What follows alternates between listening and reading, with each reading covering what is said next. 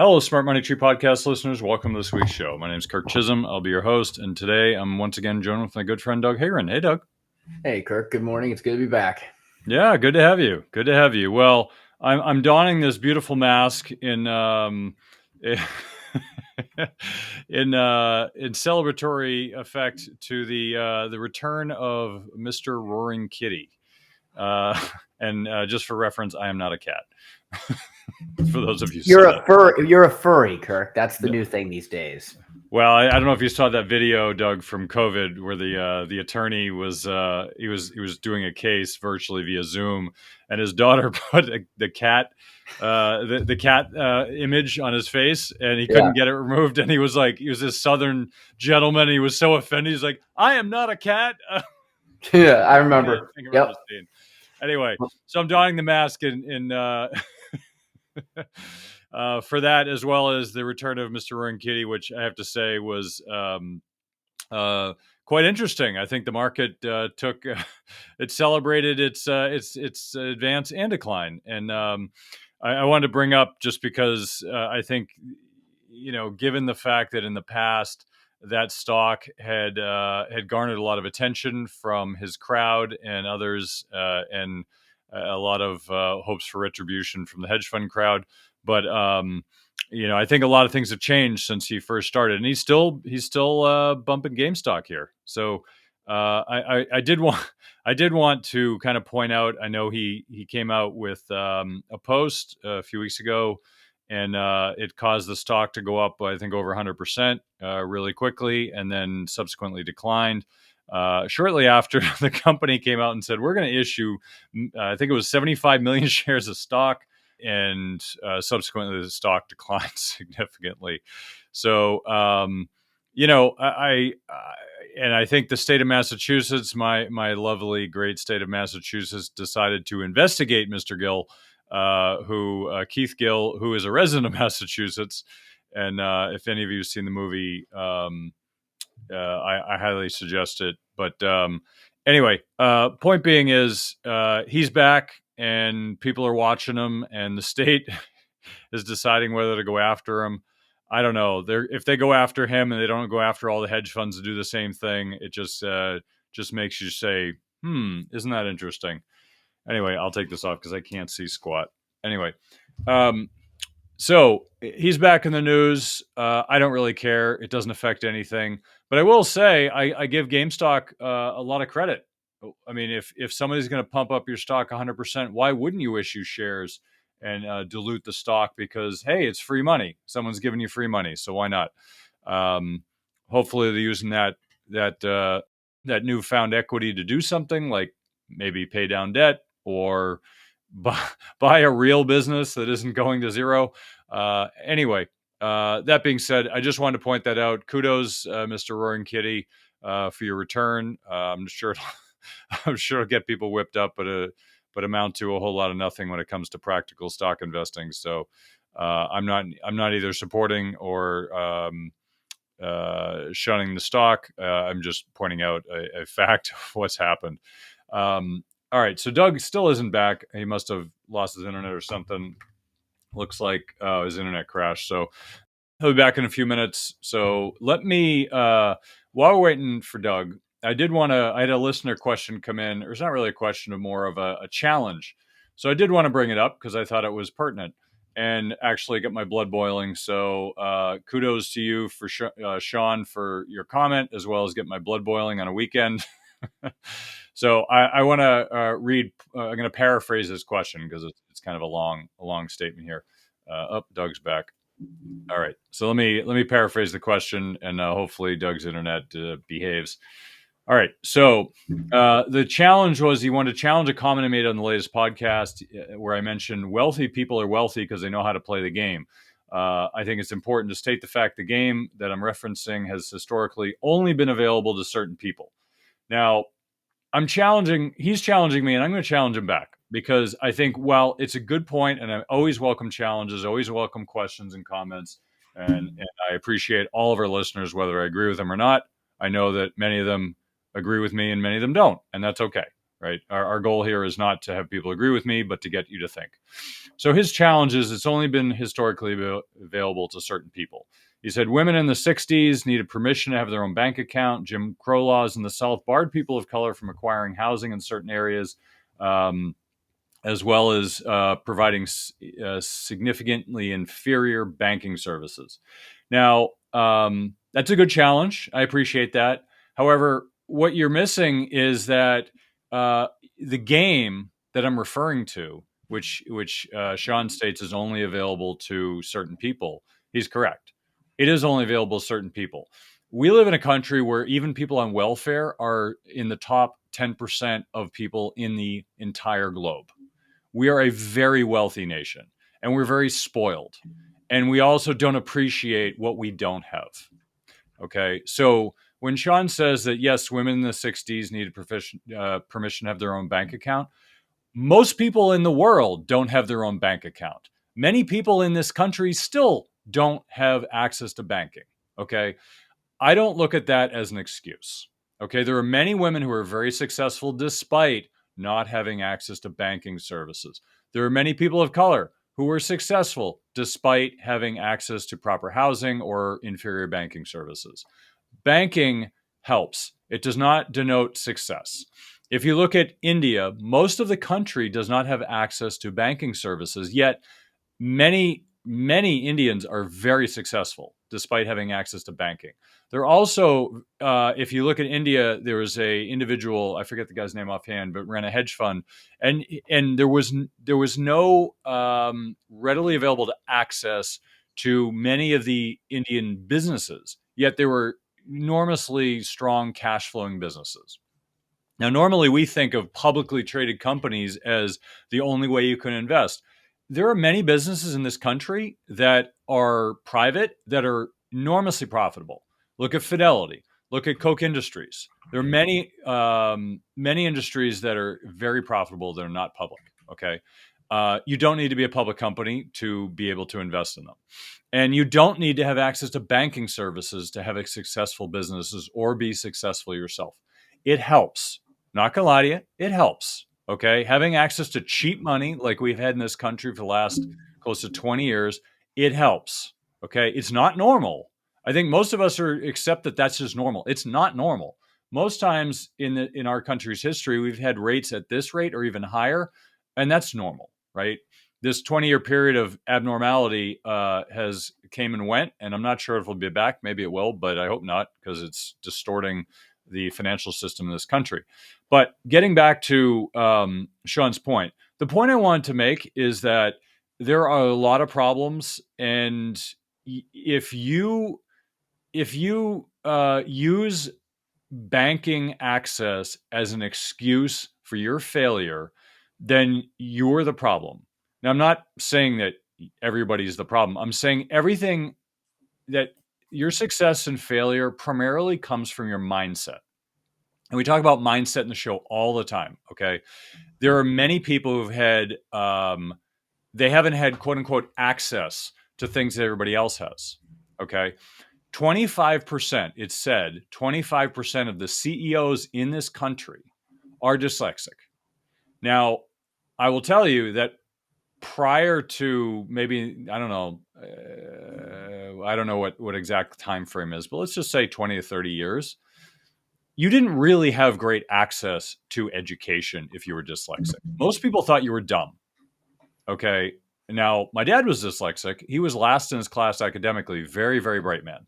Okay. He had a lot of success in his life, despite the fact that academically he was always last. Went to law school, barely got through college, and he had a lot of success in his practice. There are 25% of the CEOs in this country are dyslexic. These are people who had to fight tooth and nail to have success in their life. Okay. When I would argue that disadvantage or that lack of access is actually what led to their success. Because if you have to fight tooth and nail to survive, it turns you into a different person. It makes you stronger and tougher and more resilient.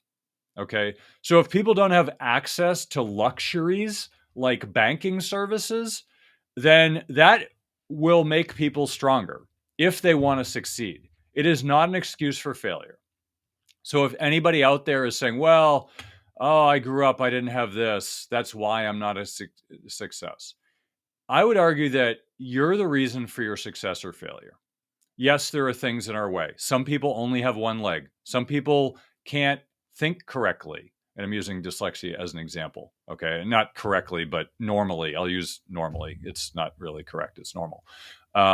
So if you look at all of these disadvantages that people have, there have always been people who've succeeded. It's just harder. Okay.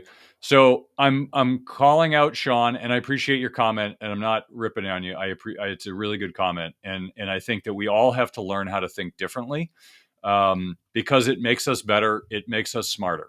It's all in your mind? Not all of it. There's obviously more to it, but a lot of it is in your mind. And if you talk to any successful person, they'll tell you that my mindset is what separated me from everybody else.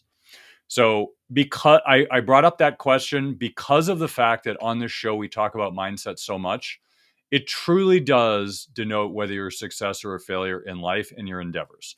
The market is probably life on steroids because the market really requires you to have your mindset attuned very well.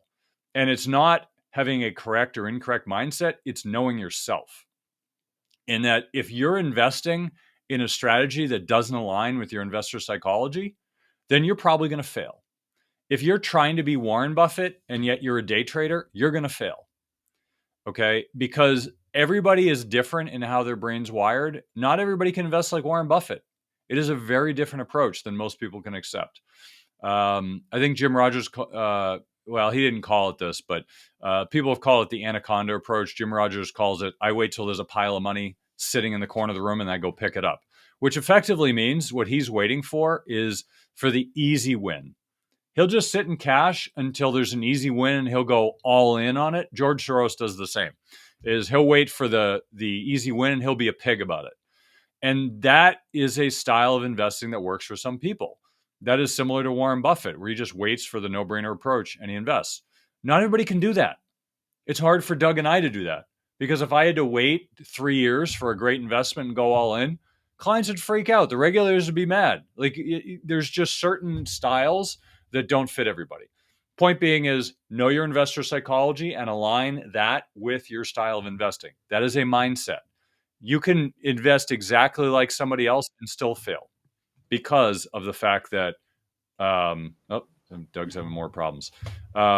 Because of the fact that your mindset's not correct. So anyway, kudos, Sean, for your comment. I appreciate it. And please keep them coming. I know you sent a follow-up. I haven't had a chance to read it.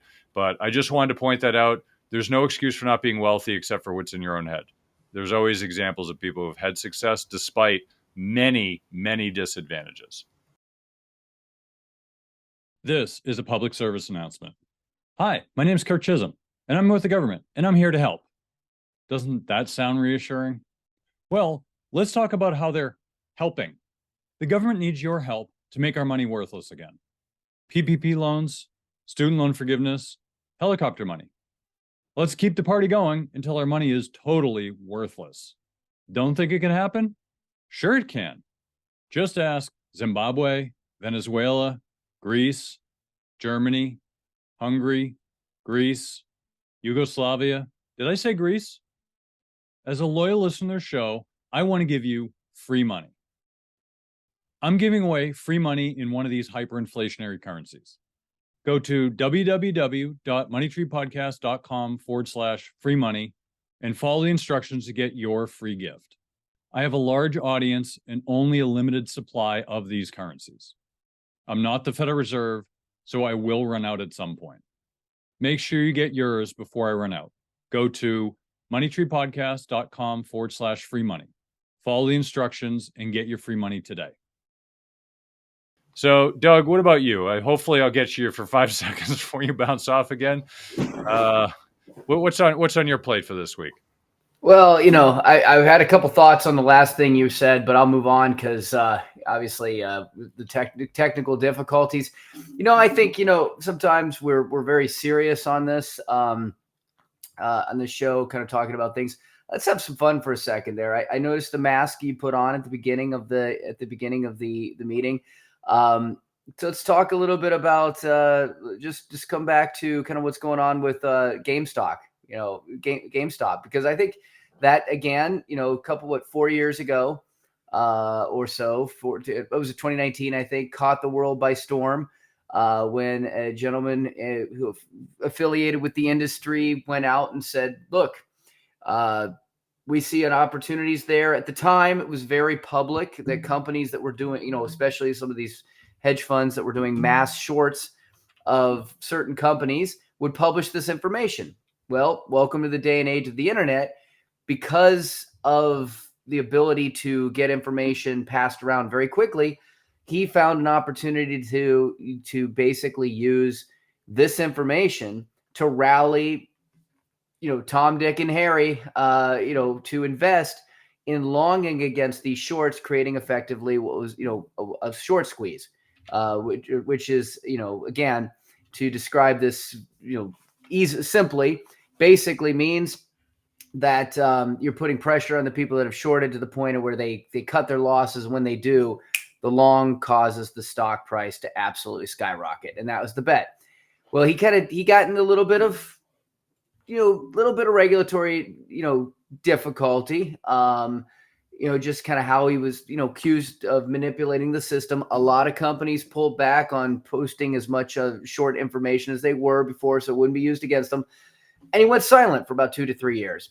Well, guess what? I don't know about you, Kirk, but on Facebook, I started to get, these advertisements started coming out about 2 to 3 weeks ago saying, "Hi, I'm Roaring Kitty." What's his name? Gil. I forget his first name. Keith Gill. I'm back. So as soon as he came back, he announced that he was once again very, very bullish on GameStop, which is actually done much better financially since the last time that he would created the short squeeze on it. But still, it's retail, so they were able to actually take advantage of the last short squeeze opportunity to be able to take the spike in their stock and pay off a lot of their debt and put themselves in a much more financially sound situation. But that being said, I can't remember what the stock price was worth, but still not much. Retail these days under all sorts of pressure. As soon as Gil came back online, started putting these advertisements around, started getting 225,000 subscribers. Oh boy, look what happened to GameStop. GameStop. I want to call it GameStop, but it is the GME stock, Stonk. right? It's So I guess I'm Game kind of Stonk, right. Doug. Yeah, right. So Stonk, GameStonk. So GameStonk spiked. It pulled back a little bit, and then he was supposed. I'll let you talk about this because I saw you post a little information about this, Kirk. But I guess he came out and said he was going to have a live stream, his first live stream in 3 years. How did that go? Yeah, it came out with I guess with his typical fashion, with not a whole lot of energy, and I think he starts with no real game plan here. Just wanted to hop on and see what's popping. I think he had 600,000 viewers in the live stream. It started about 25 minutes late, and throughout the live stream, the stock sank from about negative to somewhere between -20 and -30% on the day as people waited. And I think it ended up -39% for the day. I think is where it ended. So I think they made $1 billion selling 45 million shares after the buzz, selling, and then I think they have a plan to sell another 75 million shares. First quarter sales fell 29% compared to last year, the company reported. So I think you can see on this, on the screen, that there's a big bump, went down, went up, went down. It's just a whole lot of craziness. I mean, realistically, this is kind of what you can expect from a quote unquote stonk. Um, and I just kind of bring this up because it's culture. It's what people are talking about.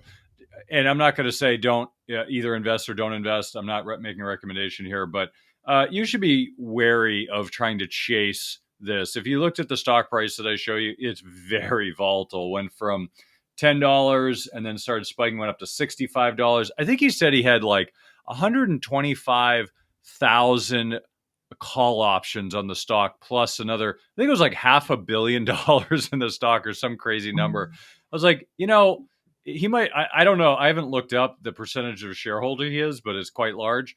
I don't know what he's trying. I mean, at some point you have to get out of that position or you're just burning money.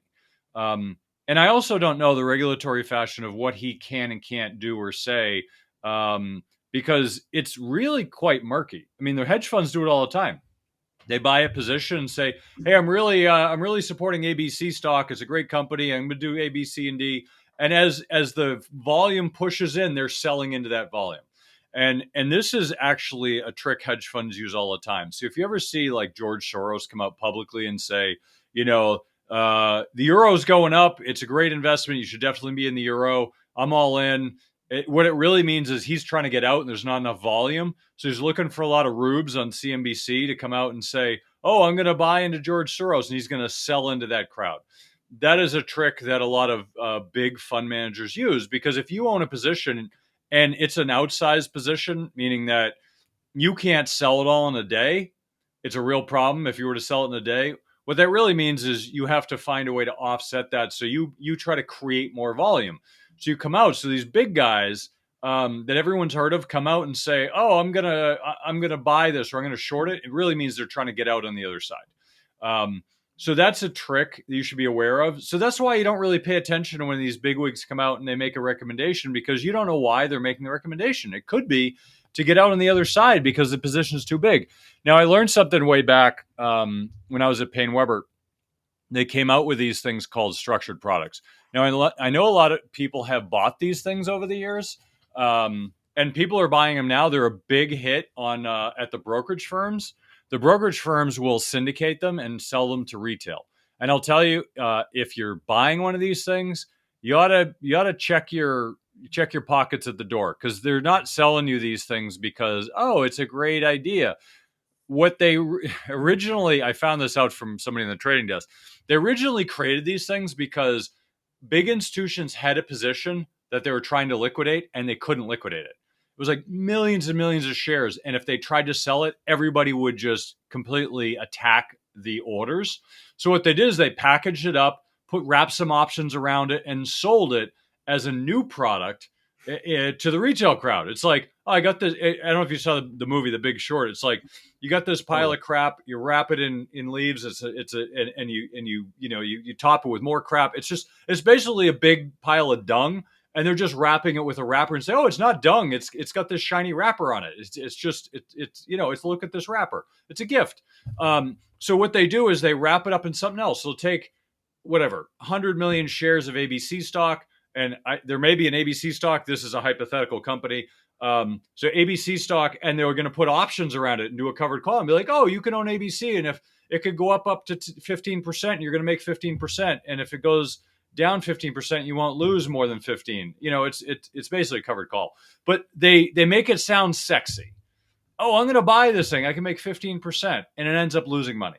Well, what really happened is this big institution is trying to sell their 100 million shares of ABC stock, and they couldn't do it, so they offloaded onto the public. So that is how structured products originally started. So I've heard from people in the know. That's how they started. Now they've turned into actually a product that many brokerage firms will sell to the retail public because, hey, let's figure out how to create something that people want and let's give it to them. And so they've been doing this for years. I get interviewed about every other week for a publication for structured products. So I see these things. Oh my God, most of these things are garbage. Once in a while, I'll see a good one. But basically, what they do now is they say, "All right, I've got a thesis on where the market's going, and here's what this product's going to do." Now, a lot of times it's still garbage, but there's some good ones in there, and there's some mediocre ones. But most times they're just structured to formulate a thesis. So if you're like, "Oh, I think that the stock market is going to go sideways for the next year," there's a product for that. If you think it's going down, there's a product for that. If you think that it's going to be slightly higher, there's a product for everything, and you can find it. And that part's actually really good. However, just be aware that a lot of these things are not probably what you want. Now, if they're created and it aligns with your thesis, go in. right? But most times they're not. The ones I've been, proposition with for the interview are not great, and they're probably the best ones that are going live at that date. So I think, in my opinion, most of them are garbage. There are some good ones, but just be aware, because sometimes that's the only way people can offload positions. Big institutions, hedge funds will work with investment banks to create products around what they want, and then they'll find someone to take the other side of that trade. The real question is, do you want to be the one on the other side of the trade of a hedge fund who has $100 million budget and you have zero?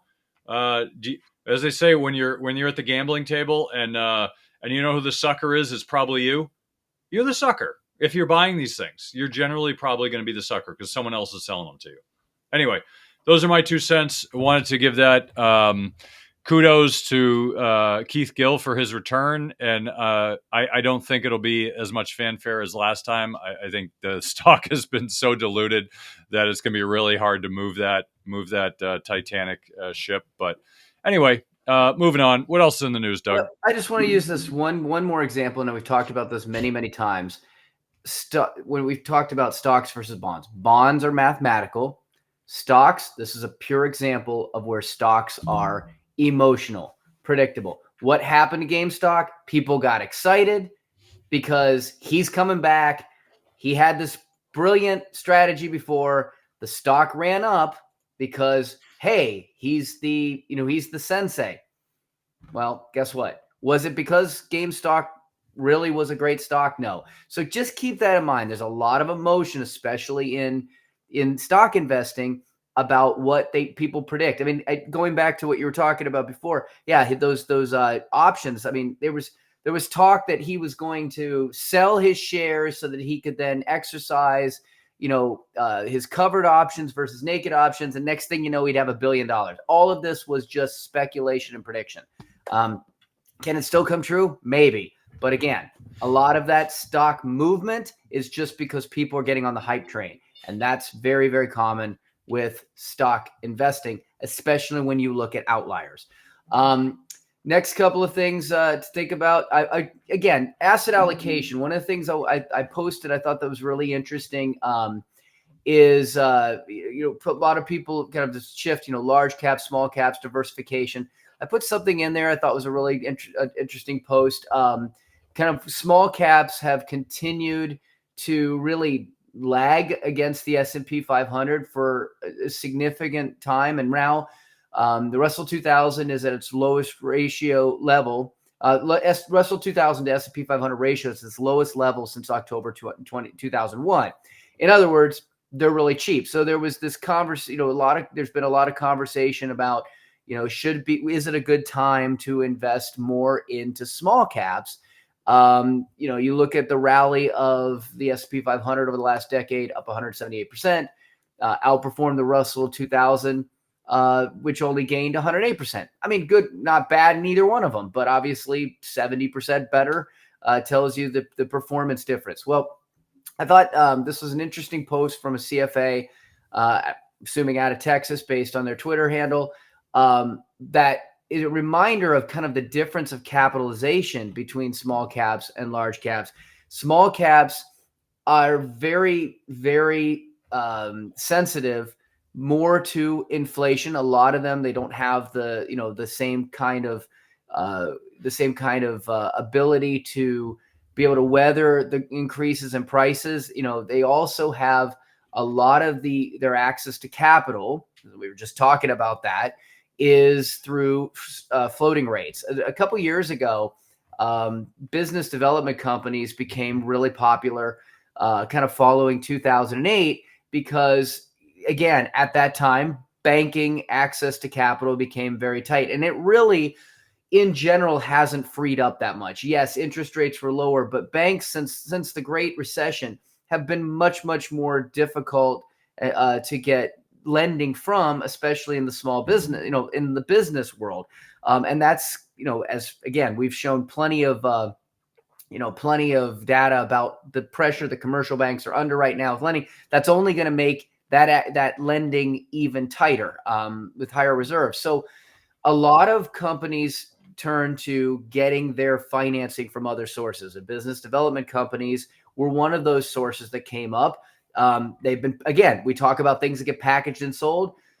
For people that are familiar with REITs, for a while there, business development companies were being packaged like REITs. Basically, you could buy into them, hope your money would be locked away and kind of semi-illiquid, for the hope of getting a yield or a return based on companies that they were lending to. One of the companies that was big into this was KKR, Kohlberg Kravitz. I forget Roberts. the name of them. They're big, go watch the movie Barbarians at the Gate. You'll learn a lot about them. They were big in the whole Philip Morris, R.J. Reynolds mergers of the 1980s. But basically, what they did is a lot of these they make this money available to companies that are otherwise challenged in getting the liquidity that they need, but they're very, very conscientious about how to protect themselves by making these floating rates. In other words, as interest rates got more expensive, those companies that have borrowed from them are not going to get a fixed rate loan. They are going to have sometimes 2 to 3% above, higher than what the nominal rates are. So, at the time, you were looking at 4 or 5% rates out there, and the Fed funds rate even lower, 3%, but they were generally looking at lending at somewhere around 8, 9%. Shift now, as rates have gone up significantly, a lot of those floating rates now are double digits. So when you look at the statistics of, and I did put an image out there, but if you look at the statistics of small cap debt exposure to higher interest rates, to the Russell 2000, excluding financials debt profile, about 54% are in long-term fixed, which, again, would be interest rate inflationary protected. But that leaves roughly 45% to 40% being subject to floating rates, and 36% of that is long-term floating rates. So that's, basically means that, again, as interest rates have gone up, when we look at kind of where to invest and where evaluations are, and where we look at history and we look at, S&P 500, very expensive, relatively. Small caps, very inexpensive. Right now, when you look at inflation of costs of running those businesses, you look at the inflation of costs of actually getting and borrowing, there's a lot of down headwinds that small cap companies have already been facing, that they're going to continue to be facing based on these rising interest rates. Any thoughts on this, Kirk? Yeah, I mean, I personally, I'm a big fan of the business development companies, or have been in the past. I think that the challenge is that people don't really understand them. Mhm. Um, you know, Back in the 2008 era, during that time, there was always you always had to be careful, right? Because what the business development companies are another asset class. And I want to try. I've been thinking about this recently. I want to get somebody on to talk about them. It's conceptually it's great because there are a lot of smaller, or let's just say quote unquote riskier in the traditional sense, companies out there that need access to capital, and um, and they're willing to pay because their profit margins are thick. And these aren't bad companies; they're actually great companies. But given the system, the banking system, the way it is, in the public markets, they don't have access to the cheap debt that some of the larger companies have. So when you're looking for income, like a lot of people like REITs, because REITs are simple. It's real estate. It's simple. You know what it is. There's equity, there's debt. You got management pretty much. Business development companies are a little different, but you historically you've been able to get some really good yields, which is why it's been attractive to people. Now, things like floating rate funds are interesting because as rates go up, you can participate. The challenge is what happens if stuff goes wrong, right? And floating rate sounds great. Like I remember in 2008, most of the floating rate mutual funds back then, there were quarterly distributions, or sorry, allowed withdrawals. So you could basically sell your shares once a quarter. That was it, because it was more of an illiquid asset. We talked about liquidity in bonds last week. This is even more illiquid. So they allowed quarterly redemptions, and and that's a problem if the markets are getting screwy. Um, but I think if you understand the dynamics, there's actually a big difference right now between small cap and large cap, and it's growing bigger. And if you look at this chart here, this is something that Doug posted here. It's basically a ratio of the Russell 2000 to the S&P 500, which is basically small cap over large cap. So a declining number means that large caps are doing better, right? Because the denominator is growing, which means the number gets smaller. So the small caps have not done all that great since pretty much the last 12 years. They've just kind of flatlined, and they've declined in the last 5 or 6 or 7. So just something to note, like these are patterns that happen, right? And sometimes they happen quickly, sometimes they happen over time, but basically you should just be aware, like if there's a big discrepancy right now between large cap or mega caps and virtually everything else. Like these mega cap companies are just taking off and the rest of the economy is plugging along, but it's not the same. And if we've shown this a lot in the past, like if you take out the mega caps, you see a very different picture for our economy. Now, I did want to point something out before we get into inflation, things like that. There's a new piece of news where Texas has decided to throw its big old hat in the ring. And they are, not only is Texas economy growing, so this is actually just showing the growth of the different states. As you notice, Texas, Florida, kind of the middle of the country are doing okay. Other parts of the country, not so much. But if you look at the Texas economy, there's a lot happening there. People from California are moving to Texas in droves. A lot of celebrities are too, because similar weather, better politics, or let's say lack of bad politics, because I know it's a red state, but it's also lacking the shenanigans that are going on in California. Most of that's politics, but not all of it. There's a lot of other stuff there too. But anyway, so if you look at Texas, Texas has come out and said that they are going to create a stock exchange in Texas. Now, the reason this is interesting is if you look at, and I'm going to bring this up, if you look at all the companies, the public companies that are based in Texas, there's actually quite a few of them. And there's 20 companies listed, and they're all relatively large companies you've heard of. Occidental Petroleum, Hewlett Packard, American Airlines, Oracle, Enterprise Product Partners, ConocoPhillips, Cisco, Tesla, Dell, AT&T, McKesson. A lot of these are oil and gas, but some aren't. So if you look at that, Texas is trying to basically create a new economy from what it used to be. Everything was centered around New York. New York was the financial capital of the world. It's no longer the financial capital of the world. There are actually many others competing, and some actually exceed it in certain areas. And now Texas is trying to create its own financial economy, which kudos to them. But the reason I bring it up is there was a time where there were many different regional stock exchanges. There was actually a Boston Stock Exchange. And I remember where it was because when I started in this industry, it existed. It didn't exist in the sense that everyone was going there, but it existed in the sense that it had a building. You could actually trade on the exchange. I think at the time it was mostly digital before it went out. But I remember exactly where it was. And it wasn't a big deal in Boston. And at some point that closed. And what ended up happening was there was a consolidation of power in most of the exchanges. So now there's only a handful of exchanges, and they're consolidating, which, as anyone knows, with monopolies, it's always a bad thing because it means it's less competitive. So I think a lot of, I don't know all of the reasons why they're starting this, but one of the stated reasons that I had heard is because so many companies are sick and tired of being told what to do with the ESG stuff, and you have to be woke and you have to do this other thing. And most companies have just had enough, and they're like, we're going to do our own thing. You guys do this if you feel like it, but we're going to do our own thing, which is really what makes a free market, right? That's that's why we have free markets, is it allows you to do things like that. And maybe it'll succeed, maybe it'll fail.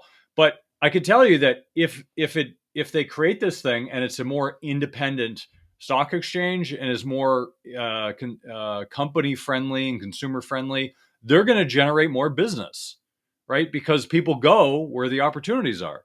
And if they create enough business, New York's going to wake up and be like, huh, maybe we should change what we're doing. Maybe we were wrong, and maybe they change, or maybe they go out of business because they just don't change, right? That's what happens when companies decide we're right no matter what, they go out of business. But companies that are agile and adapt, they'll say, all right, we were wrong. Let's adapt and let's not lose market share to this new venture.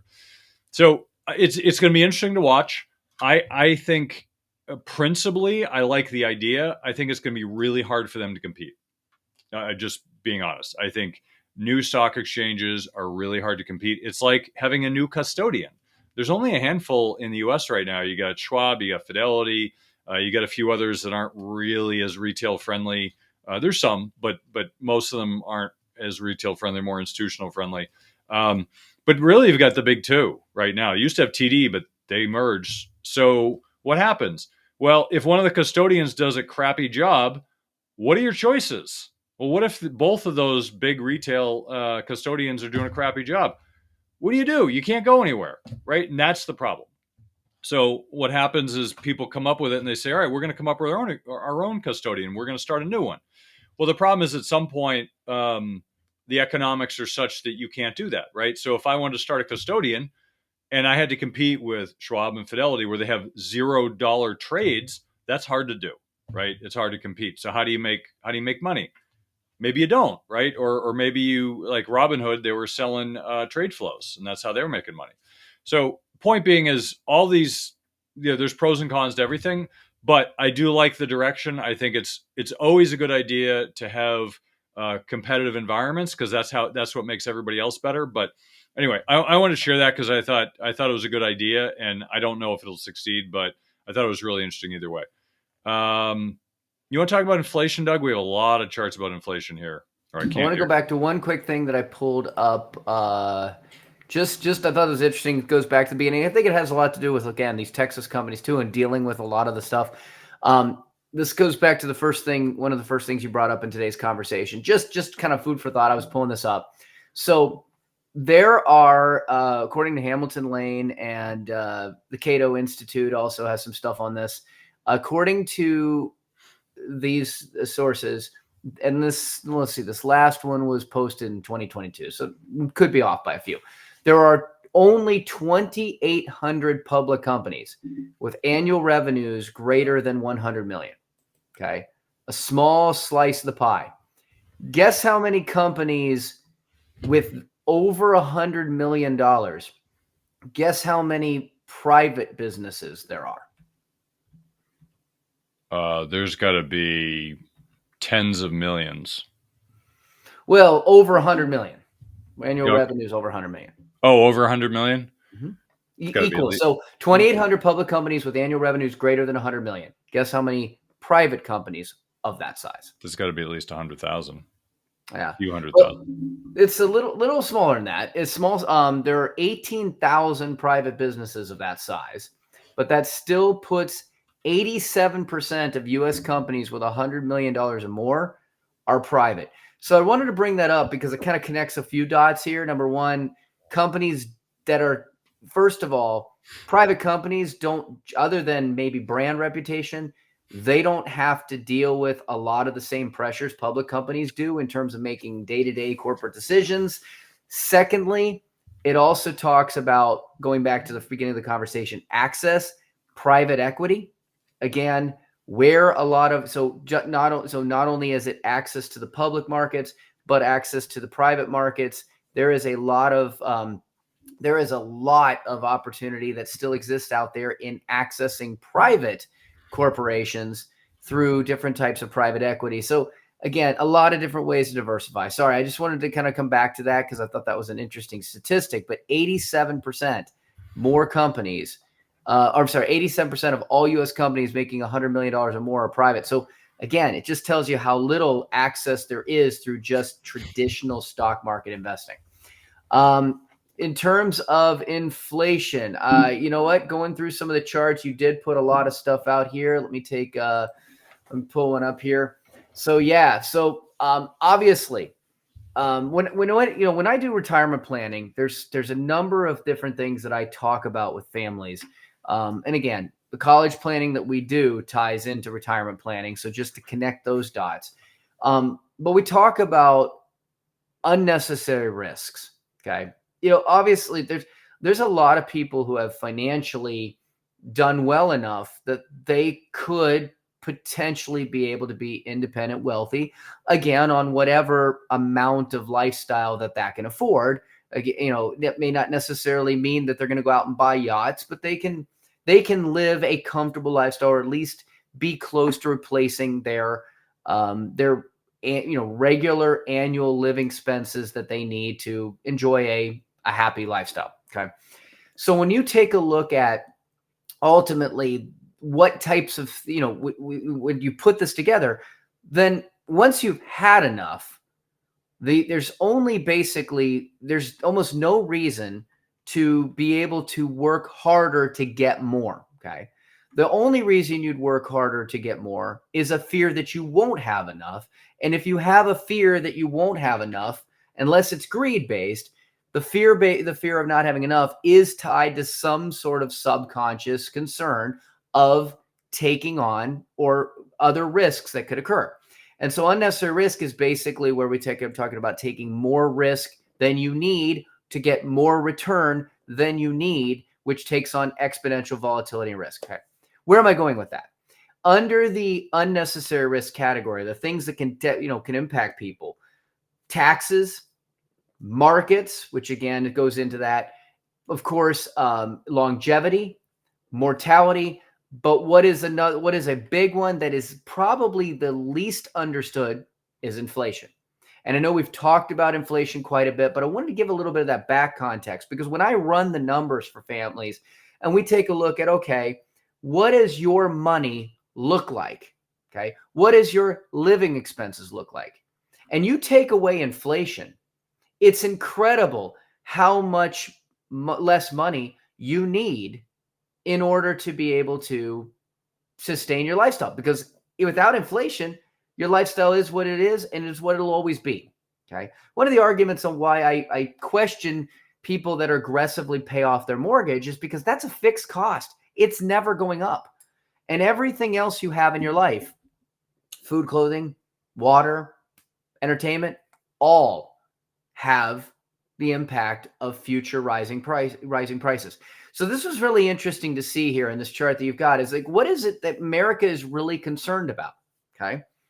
Topping out the list right now, and it's probably no surprise, I'll bet if we looked at this chart 4 years ago, this wouldn't be anywhere close to the same list as it is today, Kirk, because at that point, people felt inflation. What's that? We haven't seen it, right? It was like, minimal.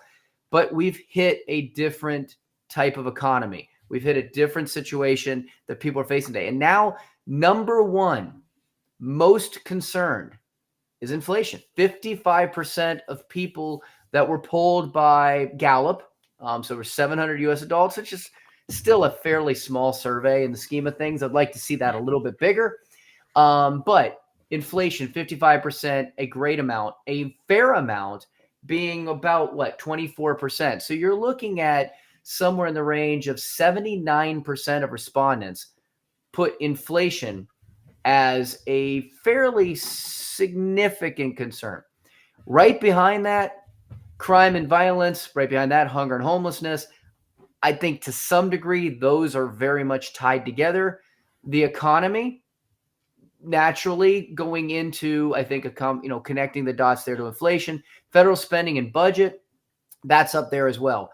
Okay. But what's the one thing that you can't control federal spending and budget unless you want to get out there and vote people that are going to change it. Okay. Hunger and homelessness, that's policy. That's also the economy. Those things are tied. The one thing that you can control in what you work on every day is preparing for the impact of inflation. So if we're starting to see a rise in that, that may mean you may want to think differently about the way that you're planning for, financially, for your retirement, for education, for all of these things, then maybe you were thinking about the plans you were doing 5 to 10 years ago. Okay. Because at that point in time, inflation wasn't a concern. Also, understand that more and more, especially baby boomers, and soon to be in the next several years, Gen X is going to be converting into retirement. Now, guess what you're going to be looking at? You're going to be looking at, and this is what I call going from a system of paying for things, going from a system where you didn't pay for anything to a system that you're paying for things now. What do I mean by that? If you think about it, when you're working, you're not paying for anything. You're not. You're basically getting money from whoever's paying you, and you use that money to pay for stuff. When you retire or when you cut off that pipeline, that's the first time in your life that the significant amount of expenses that you'll pay, you have to pay for yourself. In other words, they have to come from your own resources that you've accumulated. And that's the question. Do you have enough? That's when inflation really hurts. I know that we've talked about income not going up anywhere close to inflation over the last 20 to 30 years. Okay. So that's certainly hurt the working class, but the retired class that doesn't have the income other than maybe Social Security, because pensions have been obliterated, that's when you have to actually start paying for stuff yourself. In other words, you might get $30,000 from Social Security or $50,000 from Social Security if it's two people, or 60. But if you're living off 100 or 120,000 a year, that means that you're looking at 50 to 70,000 a year before inflation. You have to come up with. In other words, you have to pay for that yourself. Nobody else is. So that's why inflation is an incredibly important topic of financial planning. And I think it's highly misunderstood. And it's not just a today problem. So, Kirk, I know you brought up another one. Prices are still high, sky high, despite inflation. Cool. I laugh a little bit about that because, again, I think what this one tells you is that the metrics that they're using in order to calculate inflation, and we've talked about this quite often, right? It is not necessarily what you're going to be feeling every single day, or not necessarily going to be what you have to spend on. So you can see used cars and trucks, wonderful. Now they're up since 2020, they're up 29%, but significant reduction of the amount of cumulative inflation that are the change in consumer price since then. They were up 60%. They've cooled off, right? So that has, and listen, now you can borrow for a car. I've seen people with 800 credit scores that are getting financing for cars at, 14%. Okay. So access to capital is not there. You're paying cash. The demand isn't necessarily there anymore. The imports have come in. So that's come down. But not everybody needs a new car. I mean, a lot of people, they say, general rule, keep a car for 10 years, right? But you do need shelter. You do need gasoline to run the car. You do need insurance legally to drive the car. You need energy to heat your homes. So when you start to look back at inflation and break it down, it's a multitude of different components. The things that we generally can't cut, like you can cut your Netflix bill. I mean, entertainment is certainly good for the mental health to a degree, but it's not a necessity for day-to-day survival. Food is. You can cut your dining out bill or your delivery bill, because that's the new thing, right? We don't dine out. We have it delivered to dine in by going out and cooking your own food, and you can scale that back significantly. So ultimately speaking, when we look at inflation, just understand that as it's cooling, it's still a significant concern to many people, and it's not going away anytime soon, especially in the things that people need to spend on day to day. All right, Doug, you want to wrap it up here, and we'll take it home. I got one more thing to mention, but you want to wrap it up? Sure. Yeah. If you have any questions about kind of understanding those unnecessary risks more, if you've never done a financial plan and you're looking at kind of cleaning up and making sure that what you're doing is on the right track, building that diversification. And ultimately, one other thing is, of course, that I focus on is the college planning, which, by the way, there are studies that have come out that have shown that the lack of understanding of college planning in retirement planning has been a significant fleecing to retirement planning. Matter of fact, a financial advisor that does not understand college planning can significantly impair your ability to have a solid retirement outlook. So if you want to get some more information on that, you have any questions about those unnecessary risks, putting a plan together that can actually achieve your retirement and your college planning goals and get your children in and out to an extraordinary future, look us up at mergentcollegeadvisors.com, mergentcollegeadvisors.com, or you can also go to our other website for our general financial planning, mergentgroup.com. Again, MERGENT, collegeadvisors.com. Awesome. Well, thanks for coming on the show, Doug. I'm going to share one quick chart and I'm going to wrap it up myself. I just saw this. Fidelity put this chart out. I assume that's before they tell us that this doesn't exist. So at least I got a copy of this one. Those who got the joke, you know that Fidelity says a lot of things and they come out later and say, oh, no, we never said that. Anyway, so this just shows commodity bull markets over the last 100 years. I just thought it was interesting. And I think what you'll notice is this shows, it looks like about 15 different commodities, and it shows the performance over the last 100 years. And what you'll notice is there's flat periods, from 45 to about 70, and then from about 79 till about 99. And then it looks like from around 2006 till somewhat recently in 2019. So if you look at these periods, things have gone flat. And then there's periods with this huge, massive spikes. We don't know. I mean, it looks like we might be starting one, but we're not sure. So anyway, I just pointed out because commodities are an area that nobody talks about. Virtually nobody talks about. It's as if it's not an asset class, but yet it is. And it has been historically in the financial markets only until the 2000s where it kind of disappeared. Mostly that had to do with the wirehouse firms not wanting to take the risk of futures trading, which they used to. And then they just said, it's not a worthy risk. So they stopped really allowing the advisors to do it. That's when I was there. There was like one person in the office that could do it. Anyway, point being is just something to note. Commodities. This shows a lot of commodities. It shows the chart of each. It shows obviously oil spiked up from the low of negative $25. So maybe that's a little bit of an anomaly here, but if you kind of look at a lot of these, they're trending down. So just something to keep an eye on. I think we all note that commodities are an interesting area, and if we do continue to have inflation, they should go higher. So we'll see what happens. That's the show for this week. Thank you again for joining us on Money Tree Investing Podcast. My name's Kirk Chisholm, wealth manager of Innovative Advisor Group. We don't just manage your wealth, we make your life better. You can find more about me at innovativewealth.com. And of course, you can find me every week here on this show. You can also check out our show at Money Tree Investing Podcast. On our website, you'll have access to the show notes, resources, and the archive shows. Please remember to subscribe on our YouTube channel for immediate access to the new shows when they're released. When you subscribe to the show, it allows us to get access to some of the top minds of investing in personal finance. While you're here, please leave a comment and question if you want us to address it on the show. Have a great week ahead, and remember, no one will care about your money like you do. So invest in your life.